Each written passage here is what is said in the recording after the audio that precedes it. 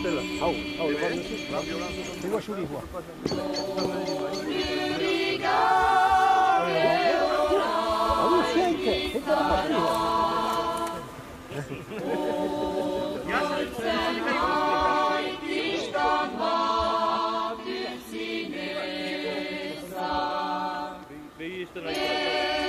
Pour arriver jusqu'ici, j'ai dû entrer dans un autre pays.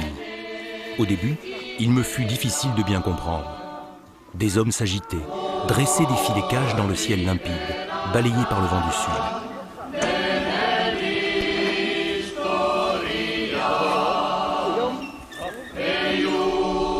D'autres s'éloignaient vers le nord, montés dans des pylônes aériens.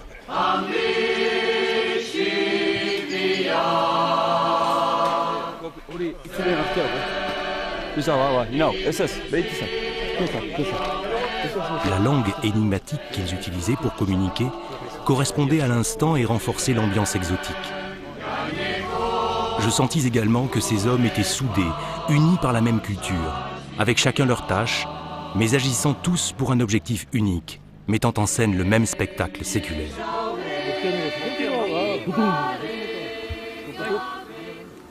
En remontant le sentier qui me menait à la pentière de l'Antabat, je me sentis privilégié. J'entrais dans une communauté de chasseurs, avides de les connaître tous, impatients de découvrir les clés de cette pratique de chasse dont on m'avait fait l'article. Ce matin-là était le pas de la porte. J'étais inquiet, espérant malgré tout qu'ils m'acceptent et me livrent des secrets.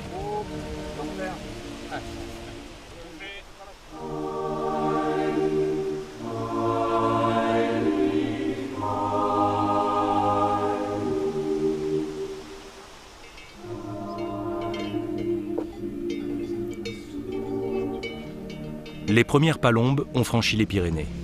La nouvelle a couru le pays, de Haute-Soule jusqu'aux falaises du Rugne. Sous la plaque cuivrée du notaire de Saint-Jean-Pied-de-Port, sur le store abaissé des commerçants des villages, toujours la même explication, fermeture pour cause de chasse à la palombe.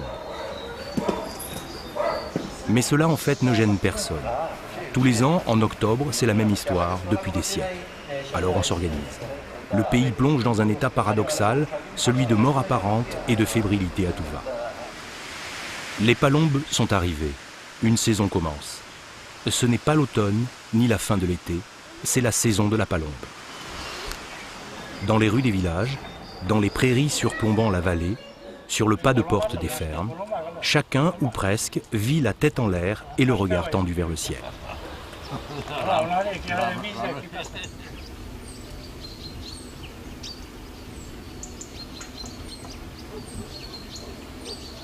Je suis arrivé la première semaine d'octobre, car Pierre Trollier m'avait dit que la chasse était bonne en début de saison, lorsque la migration, moins tendue, moins pressée, s'effectue avec parcimonie, sous la forme de volées parfois peu importantes, mais répondant aux sollicitations des chasseurs.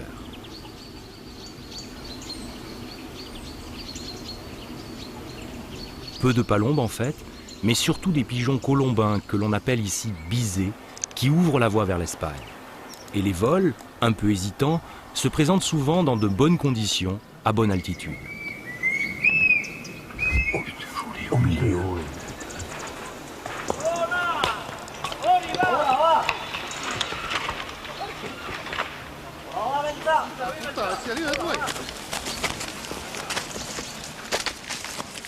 Tous sont petits. Alléluia. C'est bien. Petit. Oui, Dominique. C'est bien. Faut au moins t'étais à ton poids.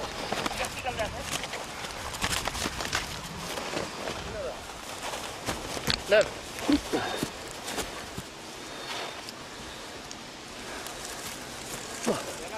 To, viva su. Dena ti. Viva su, Pa, ragi, niku šta je? Viva. Tani, dena tanga ina nik bildu je to no. Putain. Ah, lua. Comment tu rentres la dernière, mais il y a un bon papier là. Et t'as vu que j'ai des bons quand même,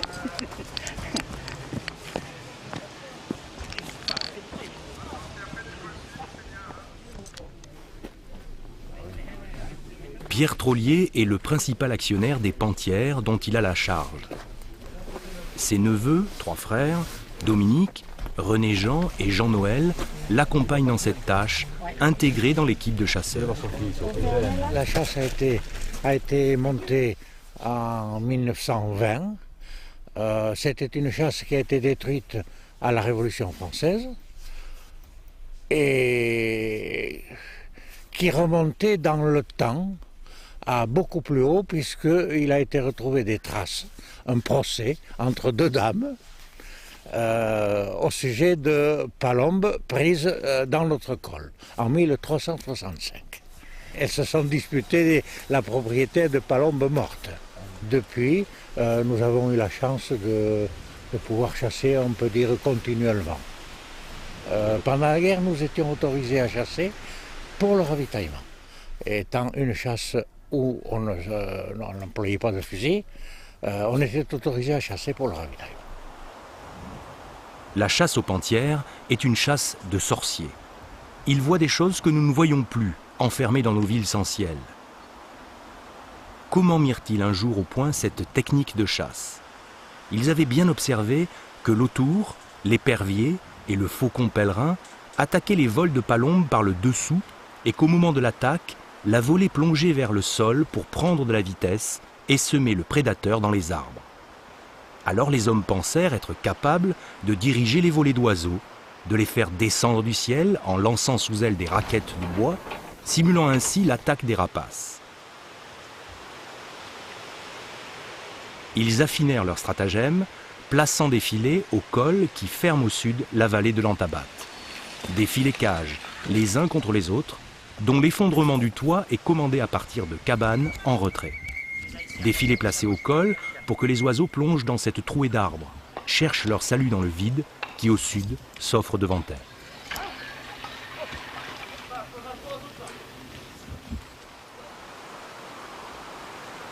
Sur le flanc des collines, à l'approche du col, ils dressèrent des tours, des pylônes, 3 ou 4 de chaque côté, disposés en entonnoir vers les filets, avec un chasseur dans chacun pour balancer leurs palettes blanches.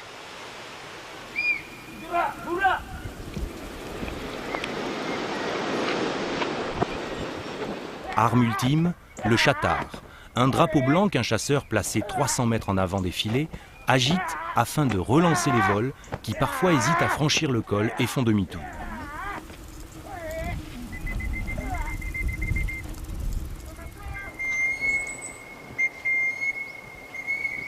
Contrairement à la chasse à la palombière landaise, où tout est fait pour attirer doucement l'oiseau, tout dans cette chasse est basé sur l'effraiement. Effarer les palombes pour faire baisser leur garde, mettre en scène un danger fictif pour s'emparer de leur vigilance, leur faire peur dessous pour les prendre devant.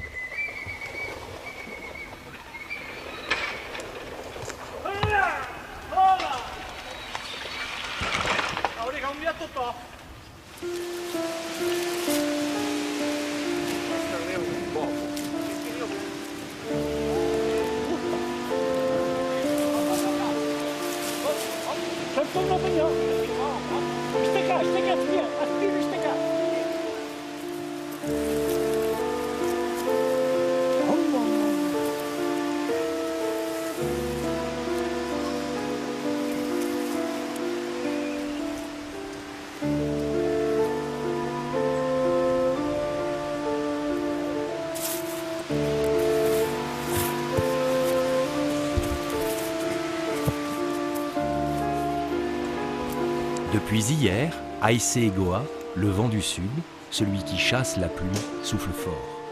Des rafales chaudes et inégales. Les filets sont mis en place, tant bien que mal. Les rabatteurs rejoignent leur poste. Quelques volées vers 11 h se mettent en mouvement.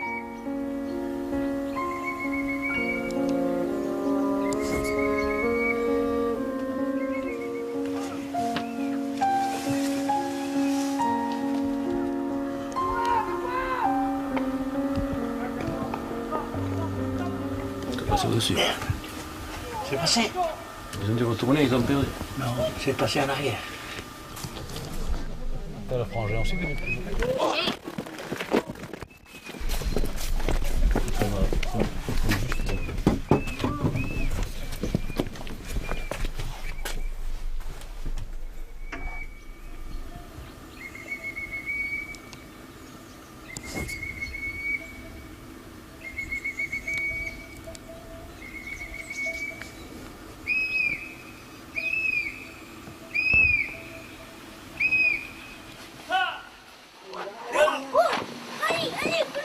Allez.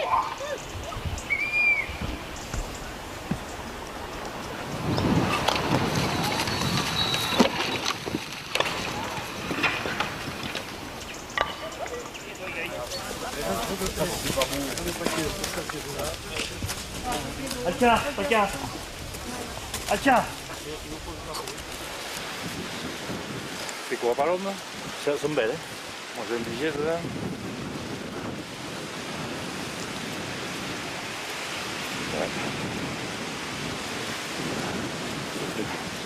Allez.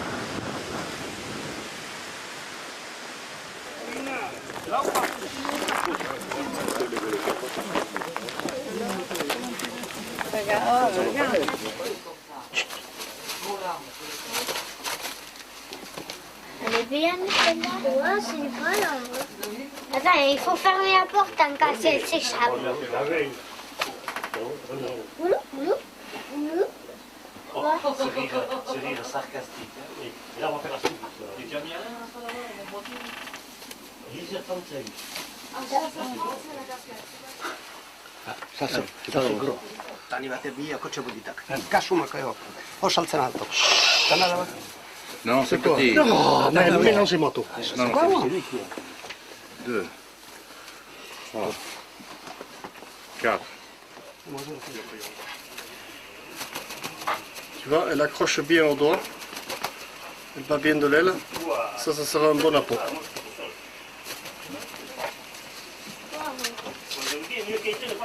T'as vu comme il fait chaud, comment elle est fatiguée? Elle a soif. Ah oui. Dès qu'elles sont casquées, elles sont calmes. Dès qu'elles ont le casque, elles ne bougent pas. Eh bien, ça va faire un très très bon appel là. Comme elles voient rien, c'est ça qui... Les premières palombes, en fait, nous les gardons précisément quand elles ne sont pas blessées. Elles sont destinées aux chasseurs, aux fusils en cabane. Ces palombes servant d'appelant pour la chasse au fusil. Ensuite, elles sont vendues dans les différents restaurants où il y a des spécialités dans la région, la palombe flambée, qui sont assez prisées et assez courues. Alors, tu as 3 minutes pour fumer les 2 lisières. La chasse, malgré tout, s'étale sur environ, grosso modo, entre 200 et 300 hectares. Certaines de ces hectares sont notre propriété et d'autres sont loués aux communes environnantes. Les premières dépenses sont pour ces frais de location. Et ensuite, tout le reste est partagé entre les chasseurs. Tant que la chaîne tombe, que risque rien. Non? 12. Ah, 12, c'est vrai.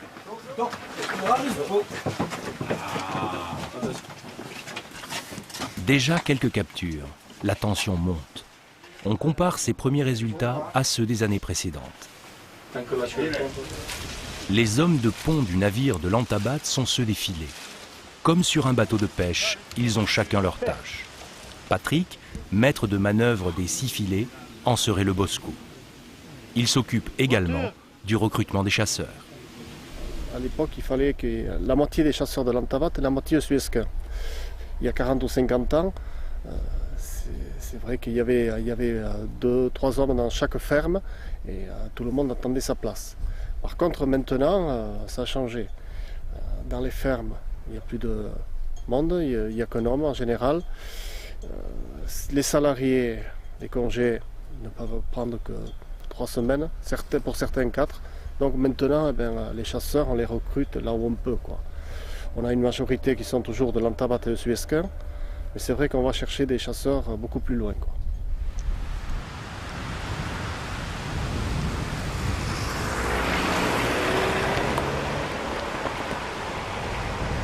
Eh bien moi je suis ici pour ouvrir le filet pour que les voitures passent. Et voilà. Et après je le referme aussitôt.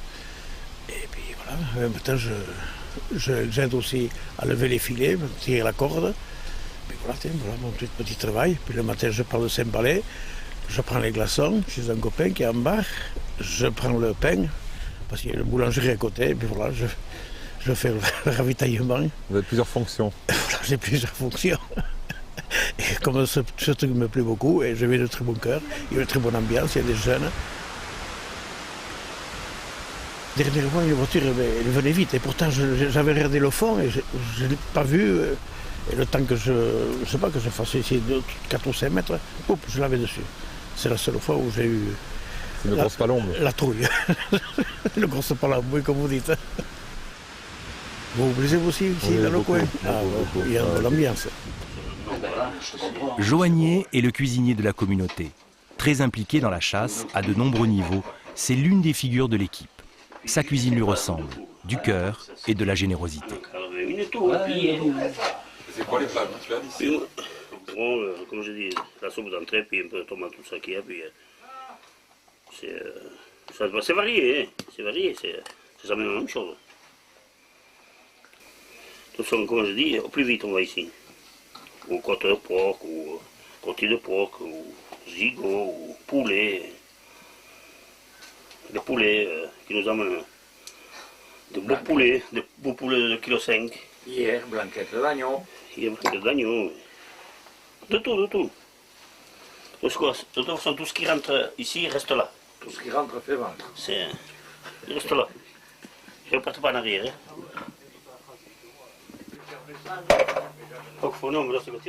Et avec les visiteurs qui viennent, ça se passe bien?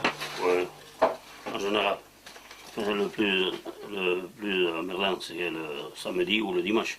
Parce que là, on a toutes les couleurs. C'est ça qu'il y a. Et quand il y a du rose, du jaune, du blanc, voilà. Puis il y a certains qui arrivent ici, ils n'ont jamais vu une chasse. Alors ils ne savent pas comment c'est. Ils sont un peu débordés aussi. Alors cela pour leur faire comprendre, certains comprennent vite, mais d'autres...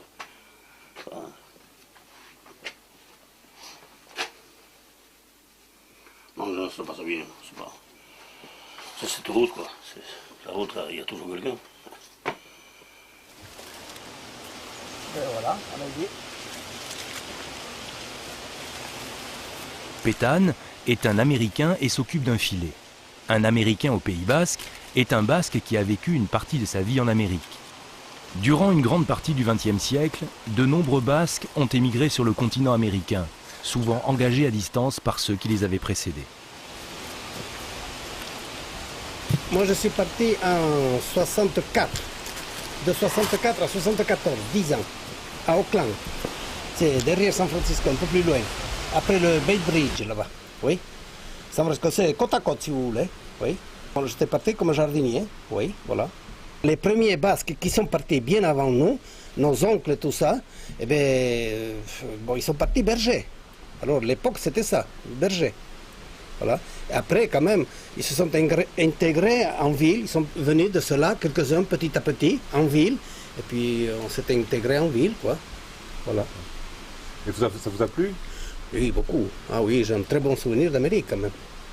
Puis l'Amérique, à l'époque, même maintenant, c'est en pleine expansion. Celui qui voulait travailler, quand même, il trouvait du boulot en Amérique. Vous voyez, des gars comme nous, les Américains, ils nous ont reçus les bras ouverts. On ne savait même pas un mot d'anglais.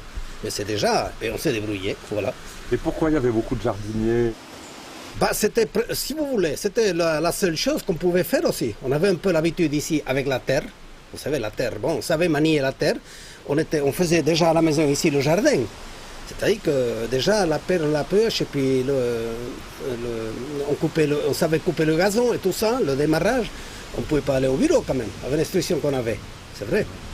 Bon, donc, quand on est rentré, on a acheté ici à Anglet, on est venu, bon, 2 ans avant, on est venu de rentrer, on est venu ici, dans notre machine natale. Ça nous plaisait ici aussi. On se dit, bon, mais pourquoi on ne serait pas ici? On avait acheté un petit commerce à Anglet, un petit commerce là, avec une grande maison, avec 6 chambres, un petit bar en bas. À l'époque, c'était quand même... Bon, c'était pas terrible, non, mais enfin, bon, il y a plus grand que ça. Mais enfin, oui, voilà. Cocher, lui, gère le filet de droite, le plus haut sur le col. D'origine espagnole, c'est également l'un des piliers de la chasse. Quand il est bien un bol, je me cache ici. Voilà. C'est mon esto, como se dice. Mi casa es esto. Votre cabane. La place. Voilà, voilà. Mon cabane. Mais des fois, ça lui arrive, une fois mangé, à 1h30 de l'après-midi, quand il n'y a pas trop de passage, il vient boire le café, il revient puis il s'endort. Alors des fois la palombe rentre dedans et il n'a pas le temps de se lever pour tirer la manette. Ça il dit pas ça. Après il dit ouf putain, j'ai loupé ça. Ouais. Mais après quand Gagné il vient ici, il dit pardon. Ah oui mais tu vas payer, il paye. Il m'aime là, hein. Il Ouais.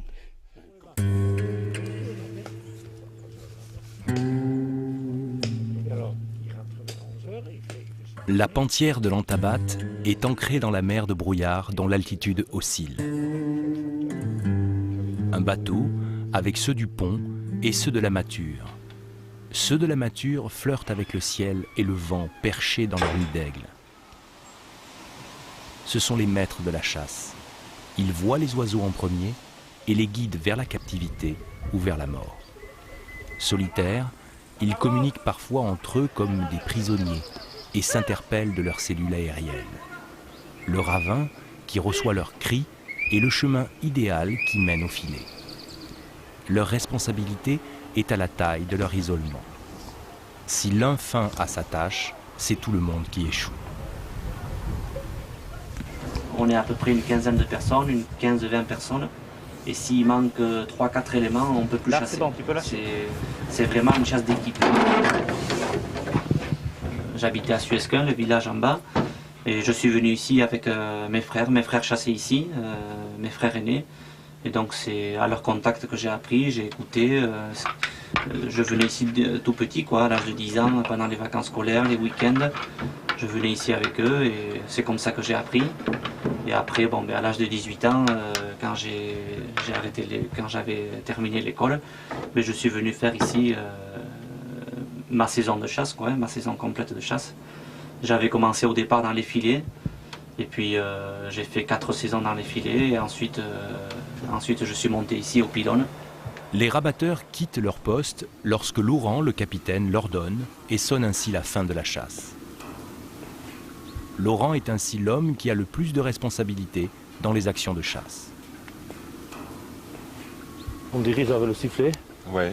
Un coup c'est côté gauche, 3 coups au milieu et 2 coups à droite.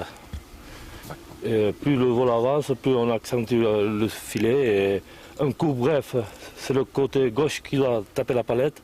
Et 2 coups brefs, c'est le côté droit qui tape la palette. Avec le vent du nord, on tape devant, parce qu'elles arrivent très vite. Et avec le vent du sud, on les tape derrière, pour ne pas qu'elles fassent demi-tour. En général, elles ont peur quand la palette arrive au sol. En général, quand ça bondit.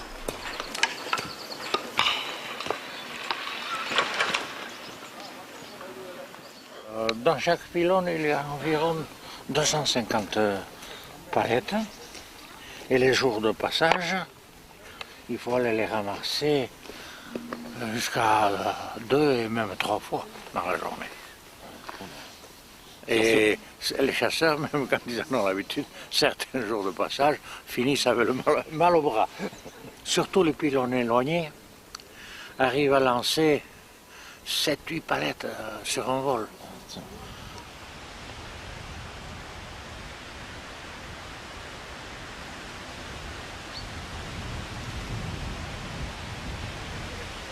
La légende veut que la chasse à la palombe avec les filets de type pantière qui s'est développée dans les Pyrénées ait été créée ou inventée à Roncevaux. Alors de là, il y a aussi des rapprochements intéressants qui sont à faire parce que Roncevaux était donc tenu par des religieux. Et les religieux et la religion catholique est donc issue de l'église romaine et d'Italie.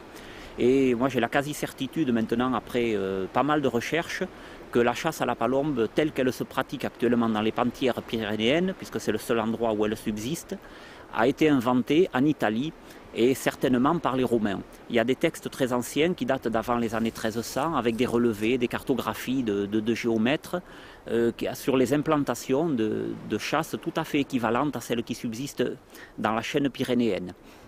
Ces relevés montraient également des emplacements de tours, Et ces tours en Italie étaient construites en pierre sèche, comme celles qui subsistent sur la commune de Sarre. En fait, en Italie, elles étaient rondes. Et là où le rapprochement est intéressant aussi avec Roncevaux, c'est que la légende dit que c'est un berger qui aurait lancé des pierres sur un vol de palombe pour s'amuser, qui a été le déclencheur de cette chasse, ce mouvement ayant été observé par un moine à Roncevaux. En fait, en Italie, on s'aperçoit que les textes anciens mentionnent que le rabat des vols de palombes lors de leur migration vers les filets se faisait également avec des pierres plates qui étaient peintes en blanc et qui étaient lancées depuis le haut de ces tours qui avaient été construites, mais au moyen de frondes. C'était les frondes qui étaient, les gens de ma génération se rappelleront de Thierry Lafronde à la télévision, donc c'est vraiment la fronde antique, c'est-à-dire le lien en cuir que l'on faisait tourner au-dessus de sa tête et ensuite on lâchait une branche ou une bretelle de la fronde pour que le projectile passe. Et c'est cette technique-là qui a été utilisée pour le rabat des palombes dans les filets en Italie. Et actuellement, donc, moi je suis persuadé que cette chasse a été transmise, a été colportée dans les sites de migration très favorables que sont les cols pyrénéens par les religieux à partir du moment où l'Église catholique a pu pénétrer les montagnes basques et toutes les peuplades qu'il y avait à l'époque. Les propriétaires des filets en propre, c'était souvent ou des moines, donc des couvents, ou ensuite des gens de biens qui étaient donc des propriétaires terriens ou des propriétaires fonciers, ou des gens qui avaient les moyens de louer des emplacements et qui montaient à leurs frais les chasses et qui utilisaient après les services de chasseurs locaux, d'agriculteurs locaux, qui avaient la technique et le savoir de la chasse. Il y avait beaucoup d'enfants qui étaient utilisés, beaucoup de jeunes qui étaient utilisés pour la pratique de cette chasse, parce qu'il fallait être quand même relativement agile pour monter en haut des arbres, en haut des tours, qui n'étaient pas fabriqués du tout avec les moyens que l'on connaît actuellement. Il y avait pas, c'était des tours vraiment assez miteuses, voire très dangereuses, qui étaient montées. Souvent, c'était des troncs de pin ou des troncs de hêtre qui étaient aboutés, qui étaient mis donc bout à bout et fixés avec des moyens parfois très très rustiques et très rudimentaires. Des fois, c'était uniquement des ronces ou des lianes de clématite qui servaient à attacher tout cet appareillage et tout cet attelage. Et les gamins, ils montaient là-haut dans des nids de pie où les bois se croisaient. Et à l'intersection de ces bois qui étaient fixés avec des chaînes, ils construisaient un nid de pie et ils passaient leur journée là-haut, dans ce maigre nid de pie, à jeter leurs palettes et leurs bâtons sur les vols d'oiseaux migrateurs. Jacques Luquet est technicien à l'ONF. Il est l'auteur de l'Encyclopédie de la Palombe, livre qui fait référence bien au-delà de la frontière invisible du Pays basque. Non chasseur, il voue cependant une extraordinaire passion aux techniques de la chasse à la palombe. Il a déniché également d'étranges cartes postales datant du début du XXe siècle, lorsque les autochtones organisaient des chasses aux vautours fauves. Sa cave est un musée. Ses recherches sur les pantières de type basco-béarnaise l'ont conduit au Moyen-Âge. Donc là, je vous propose de vous présenter maintenant tout un panel d'ustensiles qui sont utilisés d'une manière traditionnelle en chasse en pantière et qui sont plus connus sous le nom de matous, bastous, maquila, raquette, raqueta, paletta, palette, et qu'on va appeler, nous, pour les besoins de la cause, uniquement palette. Donc vous avez ici des palettes qui sont très anciennes, qui ont été récupérées par un collègue forestier à moi qui me les a ramassées sur Sarre. Donc elles sont très anciennes, parce qu'on peut l'attester, parce qu'à l'époque où on récupérait tout pour les besoins de la cause, vous pouvez constater que celle-ci était cassée, qu'elle avait été réparée avec du fil de fer qui passait dans les deux pièces et qui était retourné là pour pouvoir les utiliser une seconde fois. Là, vous avez un autre système de palette d'une génération un peu postérieure à la précédente, où la palette a été faite à la hache, dans du hêtre directement. Ce type de palette est utilisé et fabriqué notamment aux pantières de Napal et de Gatagoren. Ensuite, vous avez ici des palettes qui sont utilisées maintenant, qui sont presque des produits artisanaux, pas industriels, j'irai pas jusque là, mais artisanaux quand même assez sophistiqués, puisqu'elles sont faites à la machine, elles sont toutes bien faites, bien cylindriques, etc. Et lorsqu'elles sont fendues, on rentre toujours dans le cycle de la récupération et de l'utilisation maximale de l'objet. Là, elles sont fixées uniquement par des systèmes d'agrafes, donc c'est quelque chose qui est déjà un peu plus sophistiqué. Là, vous avez une autre forme de palette, ça c'est utilisé à l'âne. Comme c'est un site où les rabatteurs sont sur une paroi rocheuse, où il y a un apic qui est quand même très important, pour des problèmes physiques, les palettes en forme de raquettes que vous avez vues précédemment, elles prennent le vent et elles commencent à planer. Elles ne simulent plus du tout la rapidité et la rectitude de l'attaque d'un rapace. Donc c'est pour ça qu'elles sont faites en frêne, c'est le bois le plus lourd que l'on ait. Et elles ont une forme de matraque, ni plus ni moins. Et lorsqu'elles arrivent en bas, en plus, elles se cassent beaucoup moins facilement que les précédentes. Ici, vous avez un essai qui avait été fait avec du métal. Alors ça a été très vite abandonné, d'une part pour la dangerosité, et d'autre part parce qu'elles se plantent très facilement. Si elles arrivent sur la tranche, elles se plantent dans le sol. Et il n'y a plus qu'une partie aérienne comme ça que l'on voit que très difficilement. Par contre, les utilisateurs des fougerets, eux, les trouvent très facilement et ça leur plaît pas du tout ce genre d'objet. Les faucheuses surtout font particulièrement le museau. Ensuite, là, c'est la dernière évolution dans les progrès techniques, si vous voulez. C'est une raquette qui a été faite dans du téflon. Ce sont les matières qui sont utilisées maintenant comme table de découpe que les cuisiniers connaissent bien. Les trous, c'est pas pour faire joli ni pour faire du bruit, c'est uniquement pour une question de gain de poids. C'est un essai qui a été fait, c'est M. Pierre Trollier qui m'a donné, et pour moi c'est une pièce importante à laquelle je tiens particulièrement. C'est uniquement pour le poids. Alors, ce type de palette est intéressant parce qu'elles ne cassent jamais, elles sont imputrescibles, on peut les retrouver, elles sont teintées dans la masse et au niveau du poids on peut jouer ensuite, mais la difficulté c'est de fabriquer un très grand nombre même de palettes de ce type-là pour pouvoir rentabiliser la fabrication d'un moule et un procédé industriel, quoi. D'où c'est resté à l'état de prototype parce qu'il n'y a pas de possibilité de faire le produit en grande quantité pour les chasseurs. Et ensuite, vous avez la dernière utilisation, Recuerdos de las Palomeras de Etxalar. Ça, c'est pour les touristes, mais en fait, c'est toujours bien rigolo quand même. C'est de l'Aulne, du Vergne en français. Et pour les besoins de la cause, il y a une carte postale qui désigne un poste de chasseur sur Etxalar qui a été découpée et collée. Voilà. Vous avez en gros une palette de l'utilisation des palettes.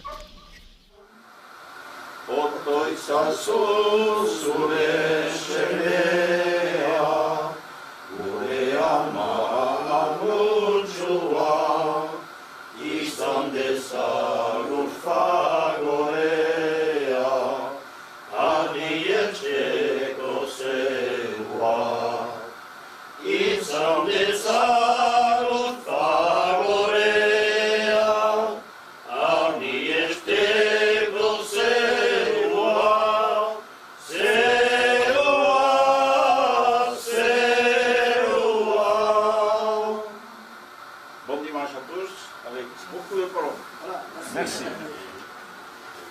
Le père Arembat est l'un des actionnaires de la chasse. Tous les dimanches, il célèbre la messe dans la cabane qui jouxte les filets. Instant immuable. Le temps s'arrête de courir.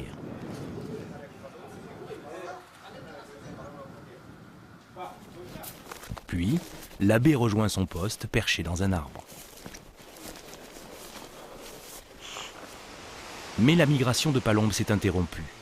Les hypothèses vont bon train, chacun ajoutant son lot d'hypothèses. Il paraît que de grosses quantités d'oiseaux sont arrivés en Charente.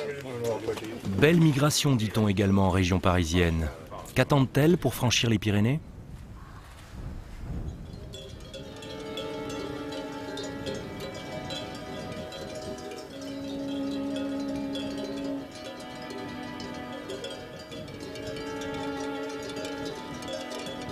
Changement de temps.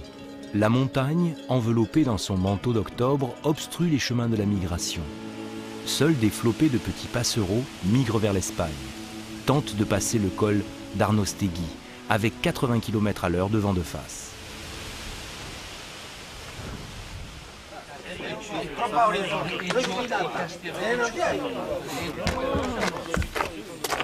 Aucun espoir de prendre des palombes. Les cols sont bouchés. Ce matin, les filets restent dans leur coffre. Les rabatteurs ne montent pas à leur poste. Les deux équipes se retrouvent. Comme à chaque fois pour cette occasion, le repas est servi dans la grande cabane.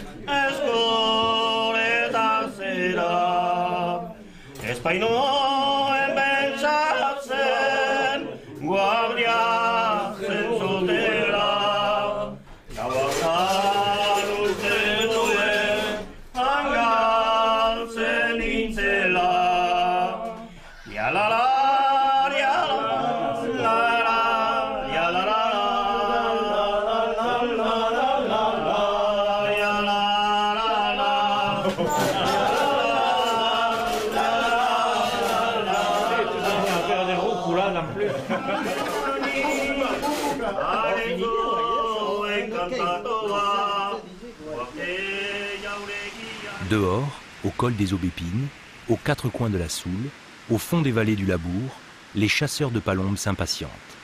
Les premières ont été vues maintenant depuis 15 jours. Bien peu de pluie sont passées. Mais les journées de beau passage sont imminentes. Les conditions vont bientôt toutes se réunir.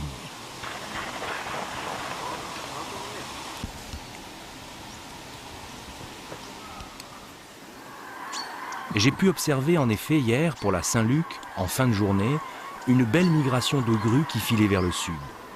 Beaucoup de petits passereaux également, pinsons des arbres et des Ardennes, chardonnerets, pouillots et bruants.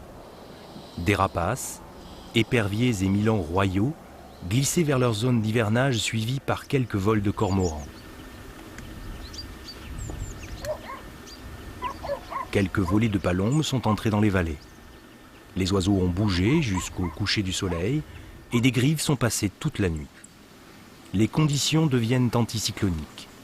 Les choses probablement vont changer.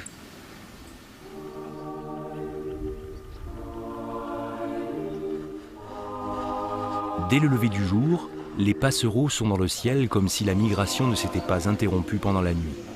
Les chasseurs sont fébriles. Les grands cols pyrénéens sont ouverts. La voie semble libre.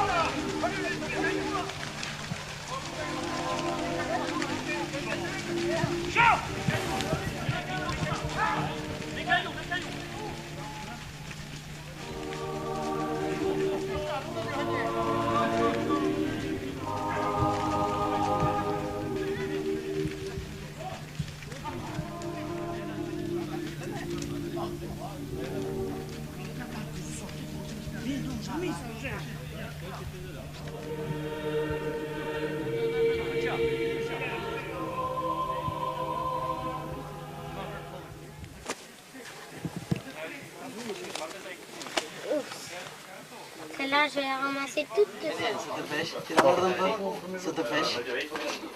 Et après, les canailles, là, en mer.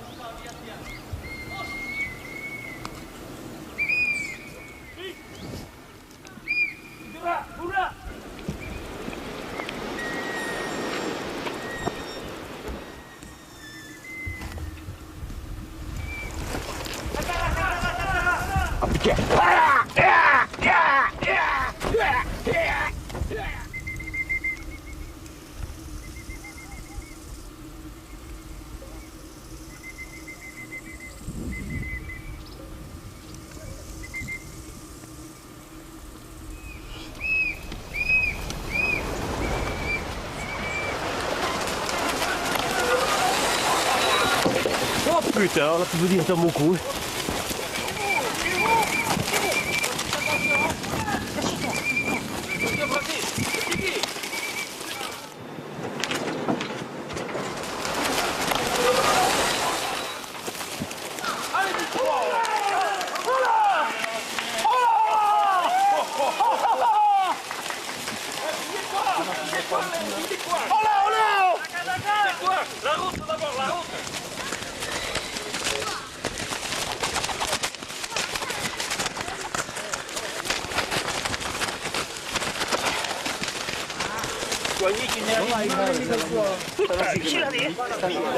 Contenez les filles à la main.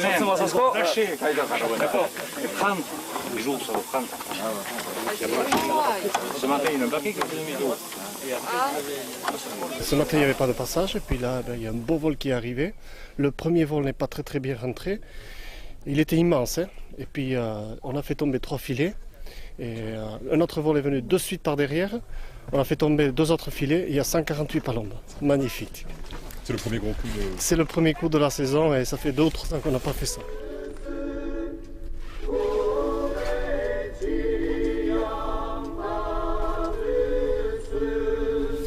Voilà, bonsoir à tous. Notre célèbre générique Souchouri pour Radio Palombe. Alors l'Antabat, c'est le coup du jour, puisqu'on a pris 320 palombes aujourd'hui en 2 coups de filet. C'est pas mal. C'est pas mal, puisqu'on en est à 605 ce soir. L'âne 186, là aussi un petit peu déçu parce qu'il y avait pas mal de passages, mais toujours pareil. Donc, Et la radio elle a été créée donc, il y a 20 ans, 1984, radio Mendilili, par mon père, par monsieur Jarla. Et en fait, bon, mon père était plus ou moins, on va dire, passionné de chasse. Il a chassé quand il était jeune, mais après il a laissé tomber son métier de journaliste. Mais évidemment, vu l'engouement qu'il y a en dessous, là, autour de la palombe, il est venu l'idée de faire cette petite émission qui était très courte au départ, puisque bon, on me donnait les chiffres juste des panthères. Et puis une émission qu'il a agrémentée au fil du temps, quoi, avec des petits magazines. Après, au fil des années, les chasseurs il y a eu une demande des chasseurs, ils voulaient savoir la météo du lendemain, ils voulaient savoir également, bon, puis il y a eu le comptage aussi qui s'est installé ici à Irati, à Irugne, partout, donc l'émission a été beaucoup plus complète puisqu'on donnait donc tous ces chiffres et ensuite les interviews, il y a eu les interviews. On a choisi d'avoir 2 invités avec nous, Christian, bonsoir Christian. Oui, bonsoir. Et Jean-Baptiste. Bonsoir. Alors aujourd'hui un temps exceptionnellement beau, pourtant hier soir on avait eu peur, hein, mais c'est vrai qu'aujourd'hui une journée exceptionnelle pour tous les chasseurs. Alors vous qui êtes sur place, je ne sais pas si vous avez le temps d'aller aujourd'hui, mais vous allez nous dire, on va demander à Christian, tu as fait un tour aujourd'hui? Eh bien oui, bien sûr, là tous les jours j'y suis en espérant de voir les vols qui n'arrivent pas et qui ne passent pas trop chez nous. Ça passe du côté Irati, mais pas trop chez nous. Ou alors on s'est trompé d'appôt, je vais peut-être mettre des appôts, mais les appôts de canard. Figure-toi qu'on a vu des vols de sarcelles. Hier on a vu 3, 4, 5 vols de sarcelles et on a vu les oies. Alors je me demande si je ne vais pas me mettre à chasser le canard plutôt que de chasser les palombes. Maintenant je reste fidèle bien sûr à ma palombe, mais on n'a pas encore vu de grands passages. On en a quelques-unes, mais pas terriblement. Par contre les grives, il n'y a rien du tout. Comme le printemps, l'arrivée des palombes donne aux Basques un regain de jeunesse, au pays une impression de renouveau et au ciel un volume temporaire.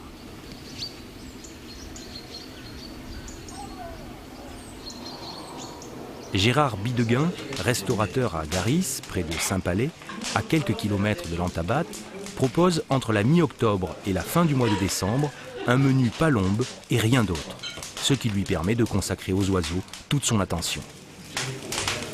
Donc là, on les attaque systématiquement par la poitrine. Ça permet en la saisissant de bien faire rentrer le sang dans les muscles, ce qui fait qu'en fait, les palombes ne seront pas saignantes, ne seront pas sanguinolentes. On les appelle saignantes, mais en fait, elles seront plus ou moins rouges.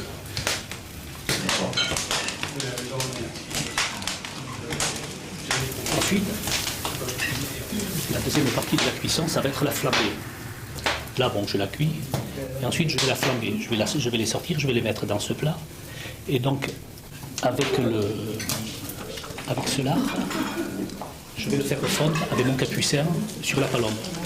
Et ça aura l'avantage de faire deux choses, d'une part de la parfumer beaucoup, mais également de beaucoup l'attendrir.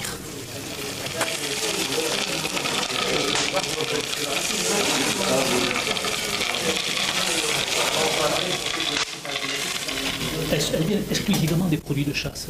C'est-à-dire qu'on ne travaille que des palombes qui sont migratrices. On ne touche jamais à tout ce qui est palombe anglaise, qu'on trouve des fois dans le commerce, et qu'on trouve beaucoup dans le commerce. Bon, nous, on travaille essentiellement avec les panthères de l'Antabat et de l'Econberry.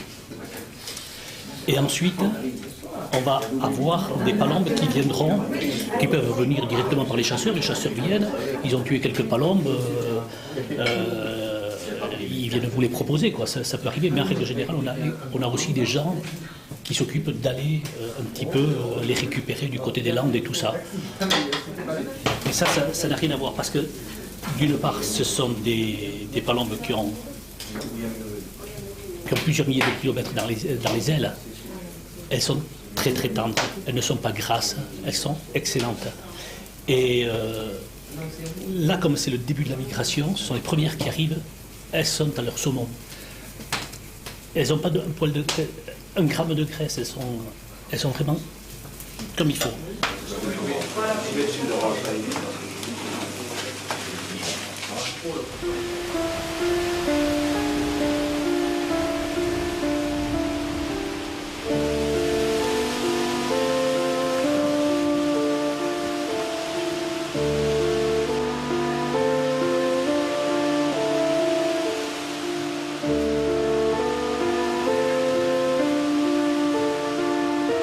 Le léger vent du sud, promis aux informations, est bien plus fort que prévu. Belle journée de passage, mais le vent en début de matinée n'est pas favorable et les volées souvent font demi-tour.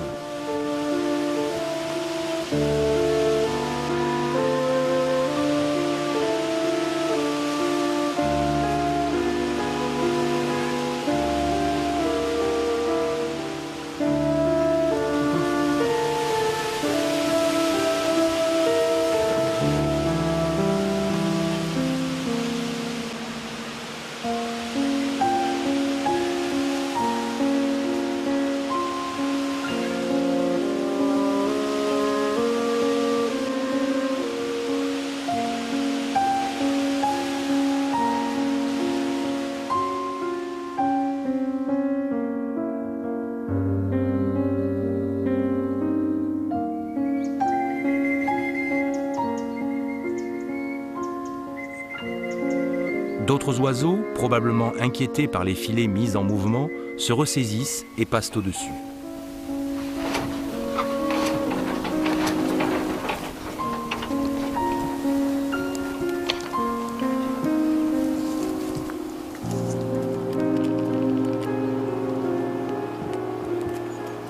Mais en fin de matinée, le vent tombe. Une belle volée de palombes s'approche du col. Ah oui, là oui. Là oui. Allez, allez Jean-Louis, allez. Allez, allez, allez, allez, allez, allez, allez. Allez, allez, allez, allez, allez, allez.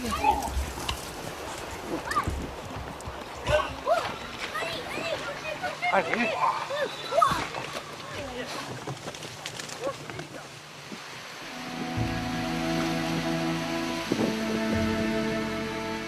Le vent du nord, en milieu de nuit, s'est levé, emportant au matin avec lui de magnifiques volées de palombes.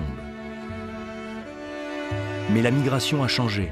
Les oiseaux sont pressés de rejoindre leur zone d'hivernage, tous chassés par le froid qui s'installe en Europe du Nord. Les volées immenses et compactes filent droit, indifférentes, indécrochables du ciel. C'est le gros des troupes, franchissant les montagnes par dizaines de milliers.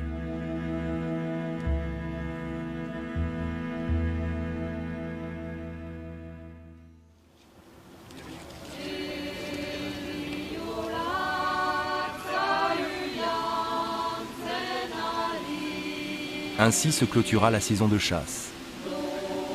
Les palombes, ces belles demoiselles, Urtsoa, comme il disait, puissantes et unies, séjournaient maintenant pour l'hiver en Espagne et au Portugal.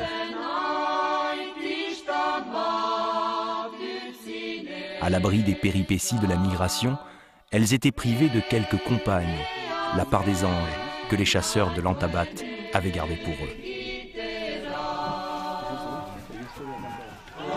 Rien ici ne m'avait choqué, ni ces prises exceptionnelles qui avaient fait exploser de joie toute la communauté, ni ces apéritifs de 11 heures où nous buvions quelques pastis. Au fil des chants et des gestes immémoriaux, peu à peu, je m'étais immiscé dans le Pays basque, dans sa culture que la chasse aux pantières m'avait révélée.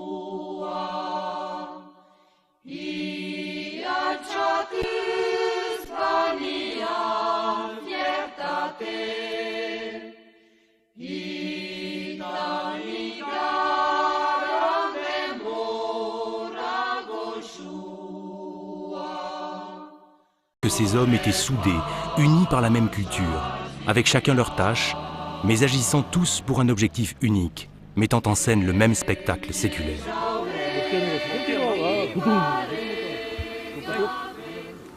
En remontant le sentier qui me menait à la pantière de l'Antabat, je me sentis privilégié. J'entrais dans une communauté de chasseurs, avides de les connaître tous, impatients de découvrir les clés de cette pratique de chasse dont on m'avait fait l'article.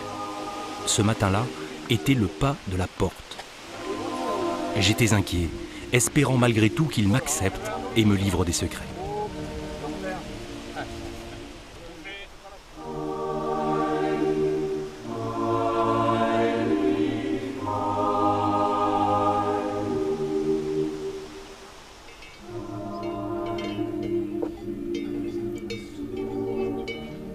Les premières palombes ont franchi les Pyrénées. La nouvelle a couru le pays, de Haute-Soule jusqu'aux falaises du Rugne. Sous la plaque cuivrée du notaire de Saint-Jean-Pied-de-Port, sur le store abaissé des commerçants des villages, toujours la même explication, fermeture pour cause de chasse à la palombe. Mais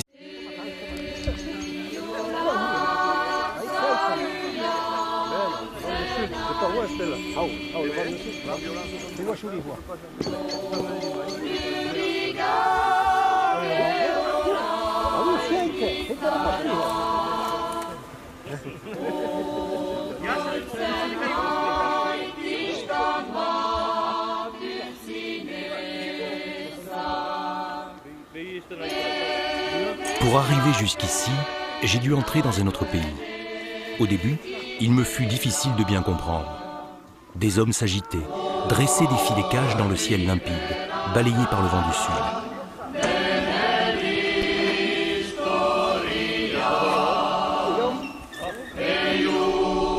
D'autres s'éloignaient vers le nord, montés dans des pylônes aériens.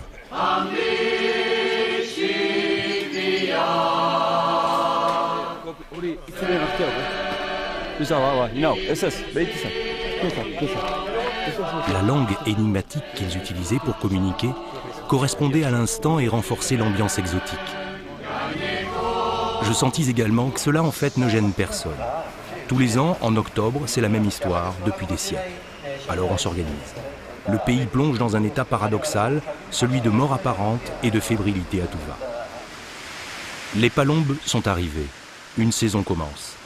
Ce n'est pas l'automne, ni la fin de l'été, c'est la saison de la palombe. Dans les rues des villages, dans les prairies surplombant la vallée, sur le pas de porte des fermes, chacun, ou presque, vit la tête en l'air et le regard tendu vers le ciel.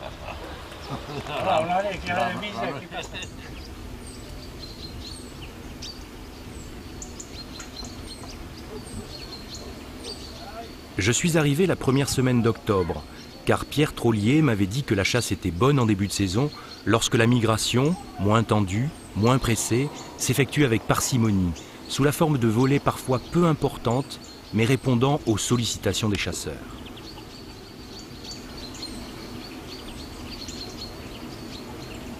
Peu de palombes en fait, mais surtout des pigeons colombins que l'on appelle ici bisés, qui ouvrent la voie vers l'Espagne. Et les vols, un peu hésitants, se présentent souvent dans de bonnes conditions, à bonne altitude.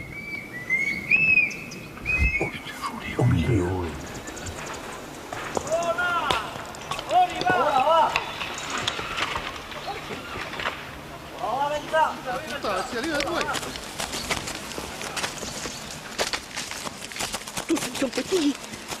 Ah oui. C'est bien. Faut au moins... Oui, Dominique.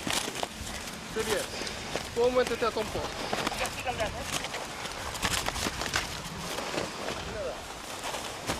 Lève.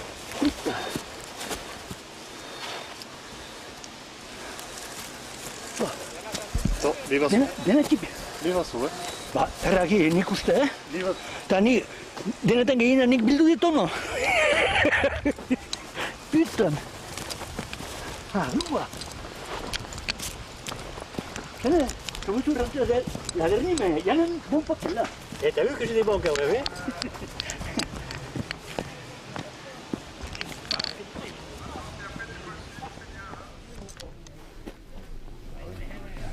Pierre Trollier est le principal actionnaire des Pentières dont il a la charge.